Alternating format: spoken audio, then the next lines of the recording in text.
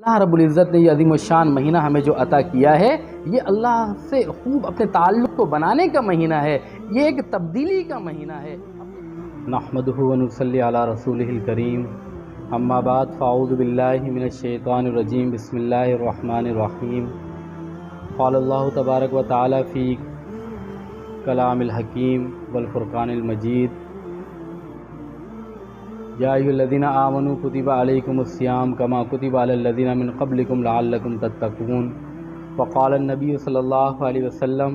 رمضان شہر اللہ شعبان شہری، او کما قال علیہ الصلاۃ والسلام۔ سر سے لے کر پاؤں تک تنویر ہی تنویر ہے، جیسے منہ سے بولتا قرآن وہ تقریر ہے۔ سوچتی ہے دل میں دنیا مصطفیٰ کو دیکھ کر، وہ مصور کیسا ہوگا جس کی یہ تقریر ہے۔ میرے انتہائی واجب الاحترام سامعین گرامی اور طول و عرض میں بسنے والے عظیم مسلمان، اللہ رب العزت کا فضل اور احسان ہے کہ اللہ جل شانہ نے ہمیں اپنی زندگی کے اندر ایک مرتبہ پھر رمضان المبارک کی عظیم الشان سعادتیں عطا فرمائی ہیں۔ رمضان المبارک کا عظیم الشان مہینہ اپنے اندر بے بہا انعامات لیے ہماری طرف متوجہ ہوا ہے۔ خود اللہ کے پیارے حبیب سرکار دو عالم صلی اللہ علیہ وسلم رمضان المبارک سے پہلے ہی اللہ رب العزت سے یہ دعا کیا کرتے تھے، اللہم بارک لنا فی رجب و شعبان و بلغنا رمضان۔ اے اللہ رجب اور شعبان میں برکت عطا فرما اور رمضان تک ہمیں پہنچا دے۔ میرے محترم دوستو، اللہ کے پیارے حبیب سرکار دو عالم صلی اللہ علیہ وسلم جب یہ دعا مانگ رہے ہیں، ابھی رمضان شروع ہی نہیں ہوا، اس سے پہلے اللہ کے پیارے حبیب یہ آرزو کر رہے ہیں، یہ تمنا کر رہے ہیں کہ اللہ جل شانہ دوبارہ ہمیں ایک مرتبہ رمضان المبارک کا عظیم الشان مہینہ عطا فرمائے۔ تو اس سے اندازہ کیجئے کہ رمضان المبارک کا عظیم الشان مہینہ کتنا اپنے اندر برکتوں، رحمتوں اور مغفرتوں کو لیے ہماری طرف متوجہ ہے۔ حدیث پاک کے اندر آتا ہے، حضرت سلمان رضی اللہ تعالیٰ عنہ فرماتے ہیں کہ رمضان سے پہلے شعبان کی آخر تاریخ کو اللہ کے پیارے حبیب سرکار دو عالم صلی اللہ علیہ وسلم ہمیں اپنے قریب جمع فرماتے اور وعظ فرماتے کہ ایک مہینہ آنے والا ہے جو بڑوں برکتوں والا ہے، جو بڑی رحمتوں والا ہے، جو بڑی مغفرتوں والا ہے۔ اس کے اندر ایک رات ہے جو شب قدر ہے، جو ہزاروں راتوں سے بہتر ہے۔ ہاں، اللہ کے پیارے حبیب سرکار دو عالم صلی اللہ علیہ وسلم نے حدیث مبارکہ کے اندر امت کو جو تعلیم دی ہے، امت کو جس تعلیم کی طرف متوجہ کیا ہے، وہ امت کے فائدے کے لیے ہے، امت کی رفع رسانی کے لیے ہے۔ فرمایا کہ وہ رات شب قدر کی رات ہے، اور ہمارے حضرت مولانا یحییٰ مدنی رحمۃ اللہ علیہ محتمم معہد الخلیل الاسلامی فرمایا کرتے تھے کہ قدر اور شب قدر، ہر رات شب قدر ہو سکتی ہے اگر اس کی قدر کر لی جائے۔ ہاں، شب قدر کی راتیں بھی گزر جاتی ہیں، انسان اپنی زندگی کے اندر منہمک ہے، اپنی مصروفیات میں لگا ہے، لیکن یہ قیمتی سعادتیں اور یہ قیمتی اس کی لمحات اور یہ قیمتی اوقات جو ہے وہ انسان کی زندگی سے جو ہے وہ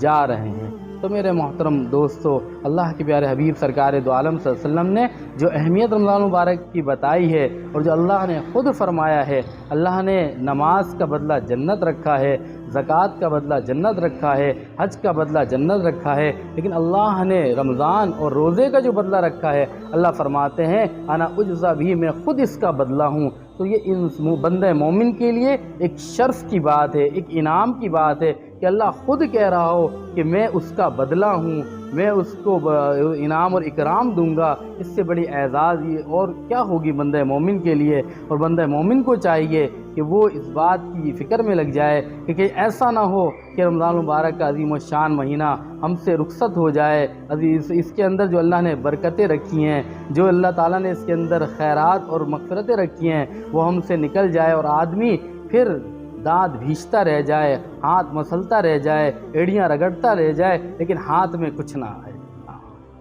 تو اس رمضان مبارک کے اندر خوب اللہ تعالیٰ سے آہوزاری کی جائے، خوب اللہ کے آگے جھکا جائے، خوب اللہ سے معافی تلافی کی جائے، خوب اللہ سے لو لگایا جائے۔ حدیث پاک کے اندر آتا ہے، حضرت ابو ہریرہ رضی اللہ تعالیٰ عنہ فرماتے ہیں کہ اللہ جل شانہ نے اس رمضان مبارک کے اندر مسلمانوں کے لیے 5 چیزیں خاص مخصوص کی ہیں۔ سب سے پہلی چیز کہ اللہ رب العزت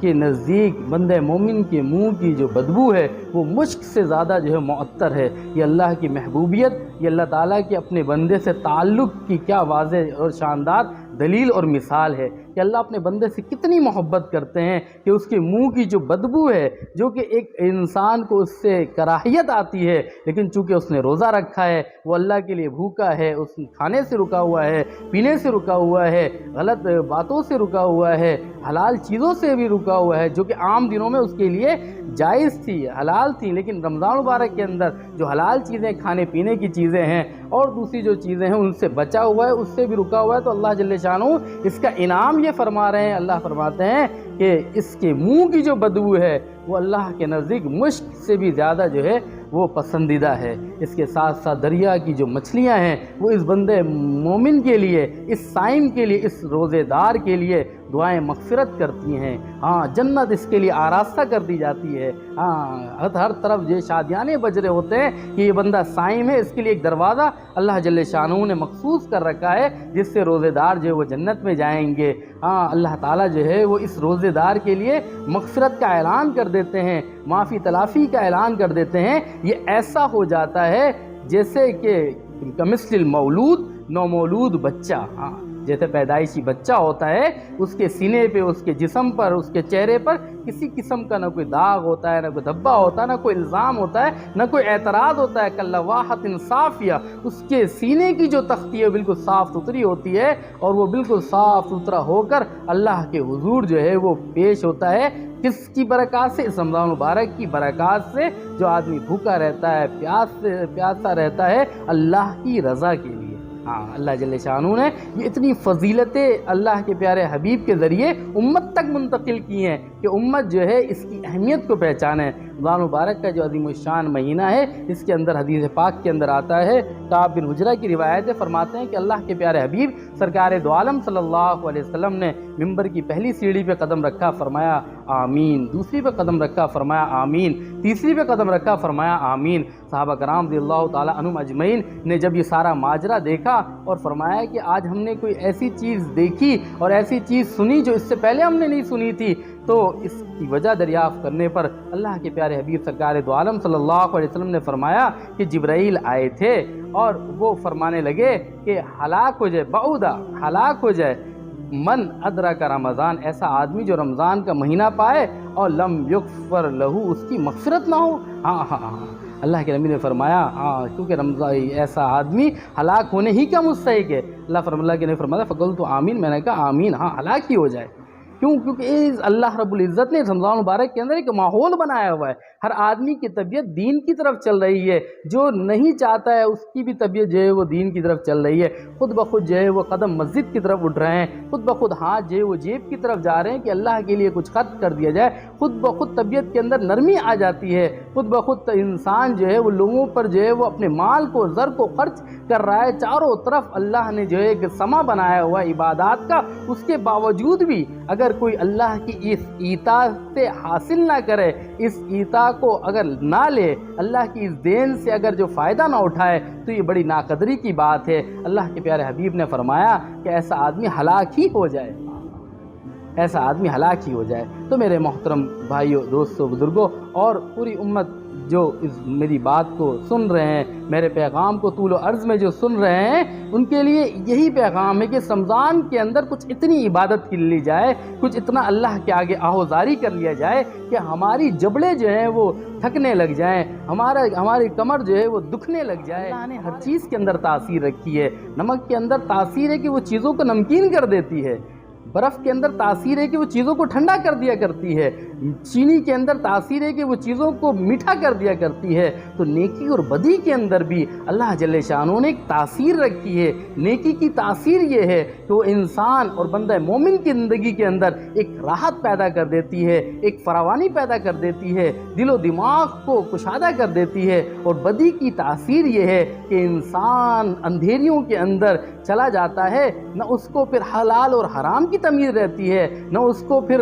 حج اور روزے اور زکوٰۃ کی کوئی تمیز رہتی ہے، نہ اس کو اچھے اور برے کی کوئی تمیز رہتی ہے، تو اللہ جل شانہ نے یہ ایک ماحول جو ہمیں دیا ہے، رمضان مبارک کا جو مہینہ دیا ہے، اس کے اندر خوب اللہ تعالیٰ سے اپنا تعلق کو بنایا جائے، خوب اپنے آپ کو اللہ کے آگے لگایا جائے، خوب جو ہے آہوزاری کی جائے۔ ہم دور دراز جاتے ہیں پیسے خرچ کر کے،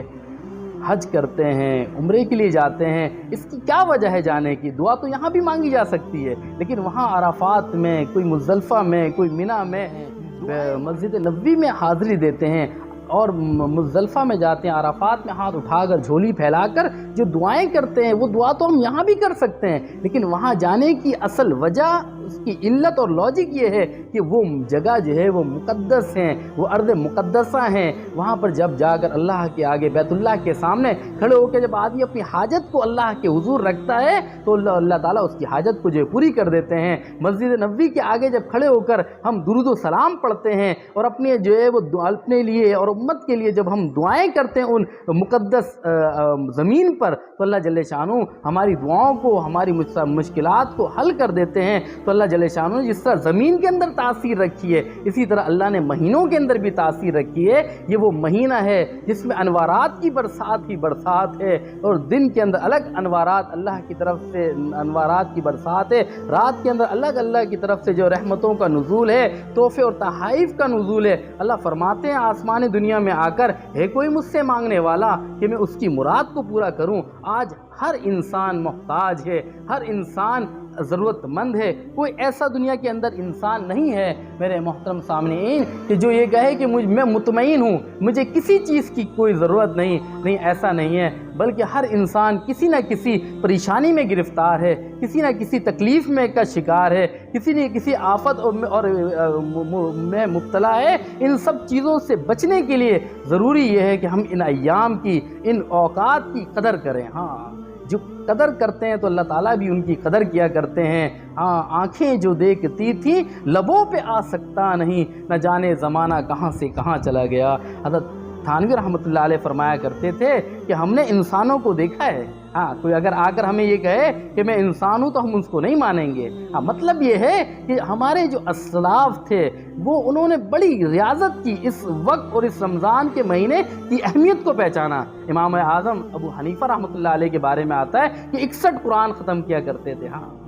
شیخ الحدیث رحمۃ اللہ علیہ کے بارے میں آتا ہے کہ روزانہ ایک قرآن ختم کیا کرتے تھے، اور ان کے گھر کی، اور وہ تو مرد گھر کی عورتوں کا بھی یہ عالم تھا کہ وہ اپنے تمام گھر کے کاروبار، مشاغل اور مصروفیات سے وقت نکال کر کم و بیش 16-17 سپارے جو ہے وہ پڑھ لیا کرتی تھیں۔ تو یہ رمضان مبارک کی اہمیت ان کے دلوں کے اندر، ان کے گھٹیوں کے اندر، ان کے دل و دماغ کے اندر رچ بس گئی تھی۔ آج اگر یہی داعیہ اور یہی خواہش ہمارے اندر پیدا ہو جائے تو اللہ جل شانہ ہماری بھی جو پریشانیاں ہیں، جو مصائب ہیں، جو مشکلات ہیں، اس کو حل کر سکتے ہیں۔ میرے محترم دوستو، اس رمضان مبارک کی جو ساعتیں گزر چکی ہیں وہ تو گزر گئیں، اس کے اندر جو عبادتیں کی گئی ہیں اللہ کریم اس کو قبول فرما لے۔ بقیہ جو لمحات رہ گئے ہیں اس کی اب ہم نے قدر کرنی ہے، اس میں ہم نے کچھ ایسا کرنا ہے، کچھ ایسا اللہ کے آگے آہوزاری کرنا ہے، کچھ اتنی عبادت کرنی ہے کہ اللہ ہم سے راضی ہو جائے، اور اللہ کی طرف سے پھر صدائیں آ رہی ہوں،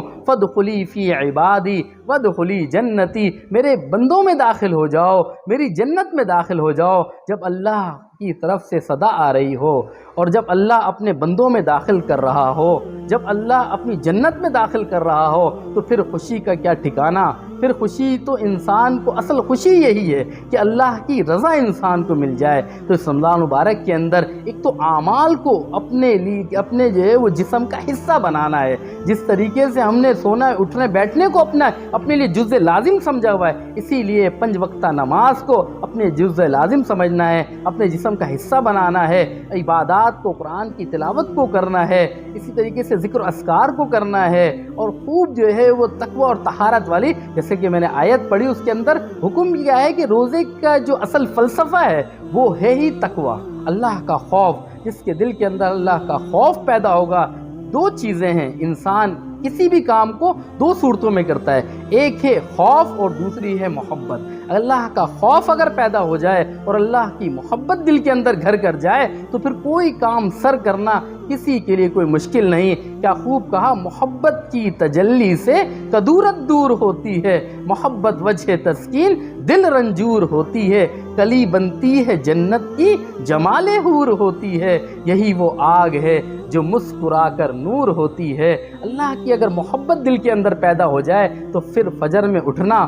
یہ بھی آسان ہے، پھر قرآن کریم کو ہاتھ لگانا یہ بھی آسان ہے، پھر ذکر اذکار کا کرنا یہ بھی آسان ہے، پھر اللہ کے راستے میں انفاق، اللہ کے راستے میں خرچ کرنا یہ بھی آسان ہے۔ اور یہ مہینہ تو ہے ہی خرچ کرنے کا، یہ مہینہ تو ہے ہی قرآن کے پڑھنے کا۔ ہاں، کیا خوب کتابوں کے اندر خرچ کرنے والوں کے بارے میں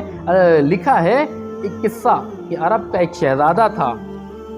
اسے خواب میں دکھایا جاتا ہے کہ فلاں آدمی ہے، اسے عمرے کرنے کے لیے بلا لو۔ اب وہ شہزادہ جب خواب سے بیدار ہوتا ہے اور اس کو یہ فکر دامنگیر ہوتی ہے کہ یہ فلاں بندہ کون ہے اور اس کو کیوں کہا گیا ہے کہ اس کو عمرے پہ بلا لو۔ بہرحال تتبع اور ٹٹولنے کے بعد، سرچ کرنے کے بعد اس بندے تک پہنچا جاتا ہے، اس بندے سے کہا جاتا ہے کہ تمہیں جو ہے فلاں عرب کے شہزادے نے عمرے کی دعوت دی ہے، تم عمرے کے لیے چلے چلو۔ جب اس بندے کو یہ بات کہی جاتی ہے کہ عمرے کے لیے چلے چلو، کیونکہ وہ بندہ دینی اعتبار سے کمزور تھا، دینی معاملات میں کمزور تھا اور لوگوں کے اندر اتنا اچھا نہیں سمجھا جاتا تھا، اس کو خود حیرانگی ہونے لگی کہ مجھے میرا بلاوا حجاز مقدس کی طرف عمرے کے لیے۔ بہرحال اس کو جب کہا گیا اور اس کو سمجھایا گیا، اول تو وہ راضی نہیں ہوا، لیکن جب اس کو شوق دلایا گیا اور وہ پھر چل پڑا اور حجاز مقدس میں اترا، اس کو ریسیو کیا گیا، عمرے کی ادائیگی اس نے کی۔ عمرے کی ادائیگی کرنے کے بعد جب اس سے کہا کہ اب چلو بھئی اپنے ملک واپس، تو وہ کہنے لگا کہ میں 2 رکعت نماز پڑھنا چاہتا ہوں۔ تو وہ جو میزبان تھے عرب، وہ کہنے لگے پہلے آنے کو تیار نہیں تھا، اب جانے کو تیار نہیں۔ بہرحال 2 رکعت کی اس نے نیت باندھی اور اللہ کے آگے سربہ سجود ہوا، 1 رکعت مکمل ہوئی۔ جیسے ہی وہ دوسری رکعت کے سجدے میں پہنچا اور اس کی روح جو ہے وہ پرواز کر گئی، یہ چیمگوئیاں ہونے لگی کہ ایسا اس کا کون سا عمل تھا کہ اس کو بلایا گیا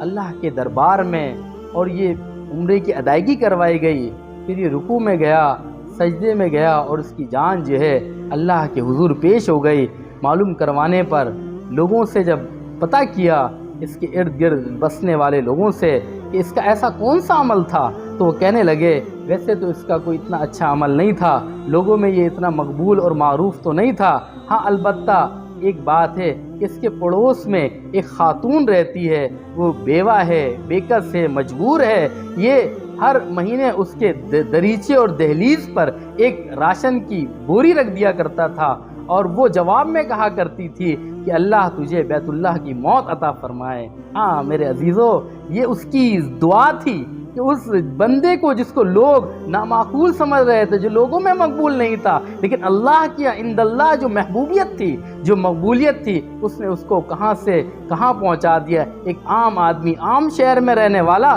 لوگوں کی صف میں وہ اچھا نہیں سمجھا جا رہا، لوگوں کی صف میں وہ مقبول نہیں، لیکن اللہ کے یہاں وہ کتنا مقبول ہے کہ اس کو بلایا جاتا ہے اور اس کے بعد وہ عمرے کی ادائیگی کرتا ہے اور اس کی جان جو ہے روح پرواز کر جاتی ہے۔ تو معلوم چلا کہ صدقہ اور خیرات کرنا، اللہ کے راستے میں خرچ کرنا، اللہ کے پیارے حبیب سرکار دو عالم صلی اللہ علیہ وسلم فرمایا کرتے تھے اللہ یعطی وانا قاسم، اللہ دیتے ہیں اور میں تقسیم کرتا ہوں، یعنی جو اللہ نے دے رکھا ہے اہل ثروت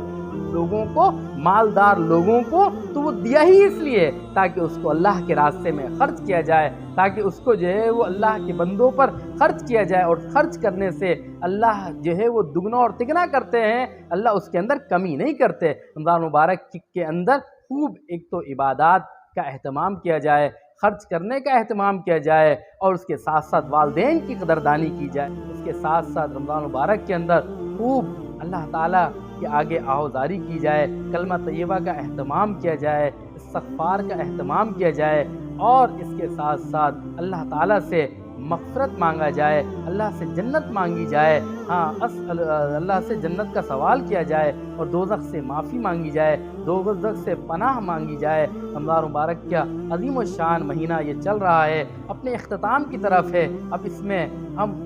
خوب اللہ کے آگے اپنے آپ کو پیش کریں، خوب آہوزاری کریں، خوب لجاجت کے ساتھ اور خوب جو ہے توجہ کے ساتھ، خوب جو ہے وہ کیا محبت کے ساتھ اللہ کے آگے سر بسجود ہو جائیں، سر نگو ہو جائیں کہ اللہ کو کچھ ایسا کر کے دکھا دیں کہ اللہ کی طرف سے اس رمضان ہمارے لیے پروان کا فیصلہ ہو جائے، ہمارے لیے نجات کا فیصلہ ہو جائے، ہمارے لیے مغفرت کا اللہ کی طرف سے فیصلہ ہو جائے۔ ہاں یا رب تیرے محبوب کی، ان سارے عمل کو کرنے کے بعد انسان کے دل سے پھر یہ بات نکلے گی جب زبان اور جبڑے بھی تھک جائیں گے قرآن کو پڑھنے سے، ذکر اذکار کے کرنے سے، تو پھر آدمی کہے گا یا رب تیرے محبوب کی شباہت لے کر آیا ہوں، حقیقت تو اسے کر دے، میں صورت لے کر آیا ہوں۔ اللہ جل شانہ ہمیں اس رمضان مبارک کی عظیم ساعتوں کی، ان اوقات کی قدردانی کی توفیق عطا فرمائے اور اس طریقے سے رمضان کو گزارنے کی توفیق عطا فرمائے جیسا کہ ہم اللہ کے پیارے حبیب سرکار دو عالم صلی اللہ علیہ وسلم نے صحابہ کو سکھایا، صحابہ نے تابعین، تبع تابعین اور بعد میں بزرگان دین نے ہمیں بتایا ہے۔ وما علینا الا البلاغ۔